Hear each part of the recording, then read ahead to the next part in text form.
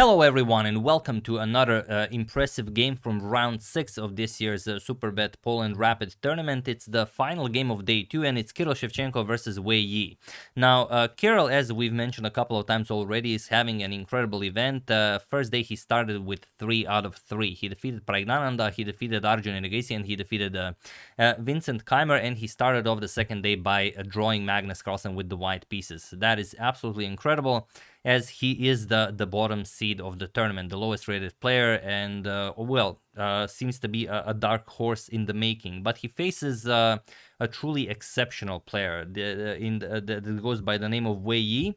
And okay, he had a pretty slow day 1. He did lose that game against Magnus Carlsen, but on day 2 he already defeated Yang Krzysztof Duda and Anish Giri. And now, okay, let's see what happens in this one. It's a really crazy game, as you might have gotten that idea from the title. Let's check it out. If you're wondering about my black thumb, yeah, my daughter came all black from kindergarten. They were drawing something, and then I got all of it on me when she hugged me. But yeah, I got most of it off, but I see I didn't get all of it. So yeah, in case you were wondering. But yeah, let's check it out. Kirill, with the white pieces, opens with pawn to e4. We have pawn to c5, where he goes for the Sicilian defense, and the immediate Alapin, pawn to c3. Okay, we have knight to f6. You could meet the Alapin in different ways. You could play d5, knight to c6, knight to f6. Any move is a move, as it is often in all the positions in the Sicilian defense. Pawn to e5 challenging the knight here, knight to d5, and bishop to c4. Knight to b6 attacking the bishop, bishop to b3, and pawn to d6. We have e captures on d6, and a pretty standard position. Queen captures on d6 is a move that has been played many times, but here we have pawn to c4, where he throws in this move where okay, it's definitely a question of how to handle this. Do you have time to snatch another pawn? Maybe with pawn captures on e7. What happens if you play this? Well, the recapture comes with check, and then you just blunder your bishop, so you don't want to do that. So what can you do here? Well, bishop to c2. There is a game, Alexandra Kostenyuk played this against Vincent Keimer 2 years ago, and Alexandra played this bishop captures on c4 move, which is looks like it blunders a piece, but after knight captures and queen a4 check, Vincent defended, knight to c6, queen captures, and then e5, and the black's position is perfectly fine here. However, she outplayed him later on. But here we have bishop back to c2 by Wei Yi, so not touching the pawn, and queen by Kirill not touching the pawn, and queen captures on d6. We have knight to a3, preparing to go after the pawn, but also that b5 square is looking very nice. And now there is a game where queen to d5 was played, but here we have knight to c6, and it is now, as of move 8, that we have a completely new game. Knight to f3 and knight to e5, where he immediately challenges the knight on f3. And here, the first real moment of thinking in the game, because Kirill did not spend a single minute reaching this position. If anything, he gained time. He's on 26 minutes and 20 seconds, and you start with 25 minutes. And here he played castles. He spent some, 5 minutes on this move, which is quite a lot. I mean, you have 25 minutes for the entire game, because he had to calculate, is it okay if bishop to g4 happens? Now, the reason why he played this is he doesn't want to have his king on e1 when knight to d3 check lands. And if you don't know what you're doing in this position, knight to d3 check could be very, very annoying. So he castled, and now bishop to g4 goes after the knight, and now he played rook to e1. And obviously, Wei Yi also did not have this prepared, because black is somewhat better here. He spent 10 minutes on his next move, and he played bishop captures on f3. It looks like a move you play in bullet, but, of course, you have to be sure you're playing against Kirill, who crushed everyone on the first day and drew Magnus. So, okay, obviously he's very strong. G captures on f3, and now queenside castles by Wei Yi. We have pawn to b3 challenging the c4 pawn, so you can play d4. If white's pawn was on d4 instead of on d3, this would be a much different position. But on d2, this is very, very hard to play for white. We have knight to d3, and now knight captures on c4, eliminating the defender of the knight. Knight captures on c4, and now b captures on c4. You could also play bishop captures on d3, but look at this. After queen captures, you can even take the knight, but it's very hard to develop here with white. For example, pawn to e5, you're going to play queen to e2.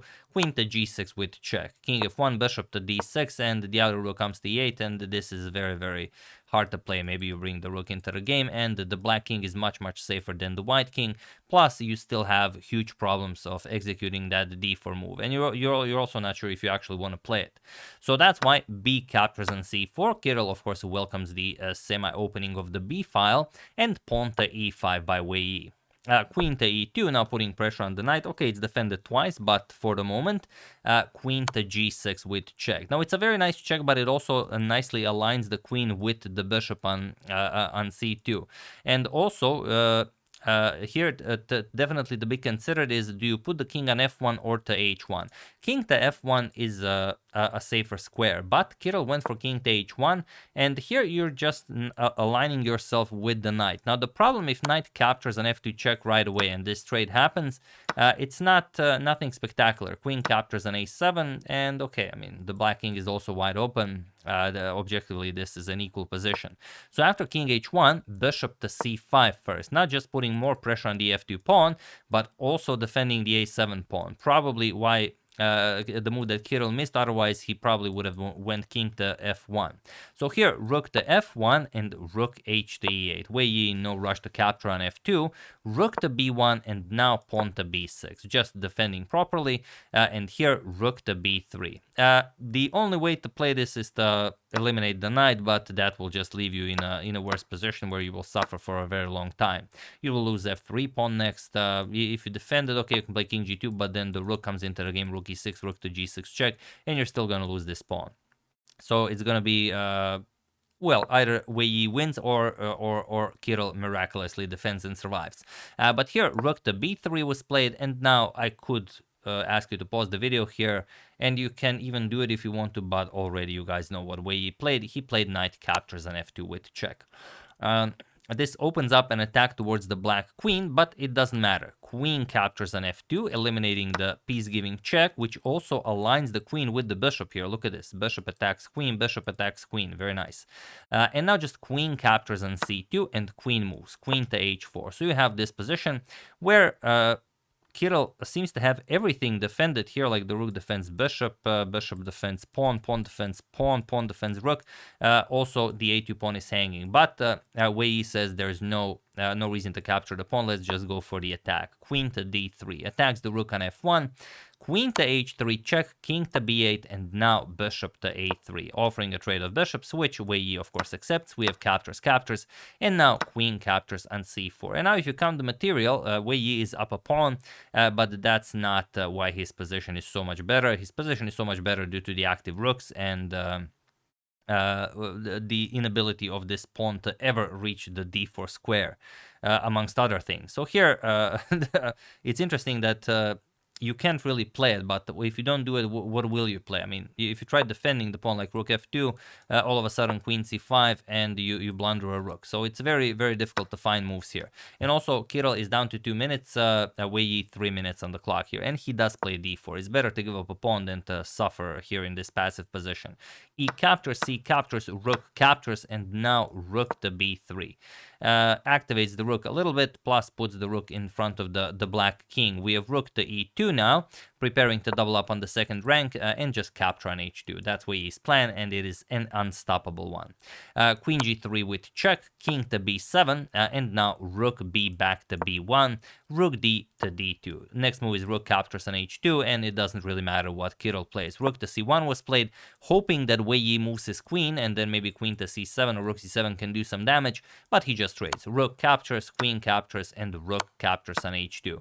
And now, okay, you did win, okay, and queen captures on a2 with check and king g3. You do have 2 rooks for the queen, which is usually much better. 2 rooks are stronger than a queen, but Wei Yi is also up 4 pawns. So that's, I mean, it's like he's up only 1 rook. But another interesting thing is that when you're up so much material, you just think that you can do anything and win.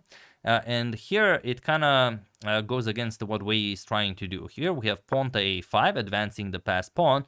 rook f to e1. Under a minute with so much less material, now Kirill can just, make quick moves and hope for the best. King to a6, rook to c7. We have pawn to f5, and now rook e to e7. And going after some rook a7 check. Also, you can capture a pawn here. Pawn to g6, and now rook captures an h7. Okay, Wei Yi gives back one pawn. Pawn to g5 now. We have rook h to f7, going after the f5 pawn. Pawn to f4 check. We have king to g4 and queen to g2 with check. We have king to f5 and queen captures on f3. King captures on g5 and queen to g3 with check. Ready to advance the past f pawn. King f5, f3, king to e4, and here Wei Yi plays pawn to a4. The real move that wins the game on the spot is pawn to f2, but Wei Yi misses it. And it's well, it's definitely not a simple move to miss, but yeah, Wei Yi is also down to a minute on the clock, and the threat is now you're just threatening a queen captures on c7. Once the rook recaptures, you're gonna promote this pawn to a queen. So what you would probably have to do is rook to a7 check, but then the queening is just unstoppable. Your only other option is rook to c1, and now you're gonna play queen to g6 check, connect with this rook, and once rook to f5 is played, now you play queen to e6 with check. Rook will block, and now you simply play f1 queen, and this is how you win. Yeah, quite a lot to take in with a minute on the clock, but yeah, I mean, if you take this queen, then you lose the rook, and if you take this queen, then it doesn't matter, just queen to c4 with check, and you lose this rook. And then, of course, a queen beats a rook easily. But here Wei Yi played pawn to a4, and now Kirill sort of gets back into the game. Rook a7 checking, b5, rook captures on f3. Now you don't have access to the other rook. Queen e1 check, king to d3, queen to d1 with check. King e3, queen b3 check, king e2, queen e6 check, king to f2. Kirill is defending. Queen to d6, rook to e3, queen to f4 with check, and king to e2. Of course, the position is still winning, but Wei Yi is also down to 20 seconds on the clock. King b4, rook a to e7, queen to h2 check, king d1, pawn to b5. Slowly but surely pushing those pawns. Rook 7 e4 check, king a5, king to c1. And now with queen to a2, it's very easy to push those pawns, but Wei Yi plays queen to d6. And now with rook to e6, you can just harass the black queen pretty much forever, and this will ensure white to be able to draw the game. But king to b2 was played.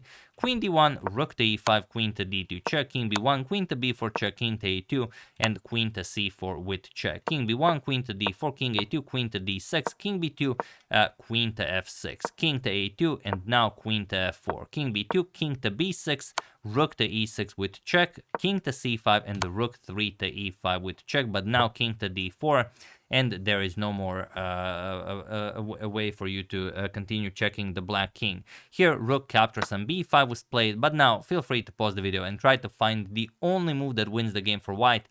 For black, of course, you know that you have to win one of the rooks. If you can do that, you're going to win. If not, it's a draw, or you might even lose.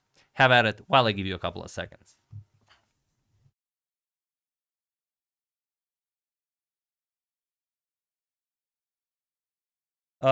So for those of you who were able to do it, congratulations. I mean, there were quite a few moves to consider, like maybe you can give this check, maybe you can give this check, maybe you can give this check, maybe you don't give a check at all, maybe you play something like king c4, maybe you play something like queen f7, who knows? Well, the real move is the one that you've probably thought of first, and that is queen to d2 with check. Probably because it so nicely boxes in the white king, but even if you don't know it's winning, you probably play this with little time on the clock. So it's hard to say if Wei Yi actually calculated it all or he just went by intuition. Well, regardless, it's winning.